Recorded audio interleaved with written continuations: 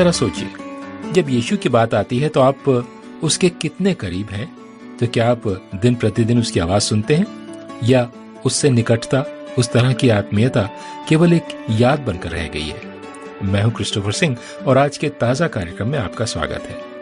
एक मित्र मुझसे कह रहा था कि एक दिन वो कुछ पुराने बक्सों में कुछ ढूंढ रहा था और उसे एक पुस्तक मिली जिसे वो भूल गया था कि वो उसके पास है।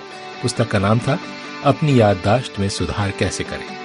क्या ये हास्यास्पद नहीं है कि जो चीज हमारे लिए वास्तव में महत्वपूर्ण है, फिर भी हम इसे पूरी तरह से भूल जाते हैं और ये हमारे दिमाग से बाहर निकल जाती है।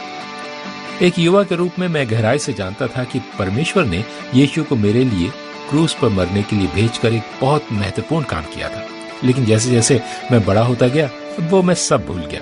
और फिर एक दिन जब मैं आध्यात्मिक रूप से बिल्कुल खाली था, उसने मुझे याद दिलाया। और ये शांत और सौम्य आवाज थी, और जोर से नहीं बल्कि धीरे धीरे स्पष्ट रूप से बढ़ी, यहाँ तक कि आज वो संबंध मेरे जीवन का सबसे महत्वपूर्ण हिस्सा है। परमेश्वर धीरे से प्यार के साथ काम करता है, हमें अपने नजदीक लाने के लिए। बाइबल में लिखा है, पहला राजा उसका 19वां अध्याय 11 से 13 वचन में उसने कहा, निकलकर यहोवा के सन्मुख पर्वत पर खड़ा हो। और यहोवा के पास से होकर चला, और यहोवा के सामने एक बड़ी प्रचंड आंधी से पहाड़ फटने और चट्टानें टूटने लगी। तो भी यहोवा उस आंधी में ना था। फिर आंधी के बाद भूकंप हुआ, तो भी यहोवा उस भूकंप में नहीं था।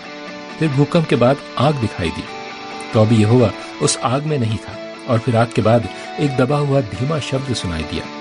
ये सुनते ही एलिया ने अपना मुंह चादर से ढांप लिया और बाहर जाकर गुफा के द्वार पर खड़ा हुआ। फिर उसे एक शब्द सुनाई दिया, हे एलिया, तेरा यहाँ क्या काम? ये परमेश्वर का ताजा वचन है आज आपके लिए।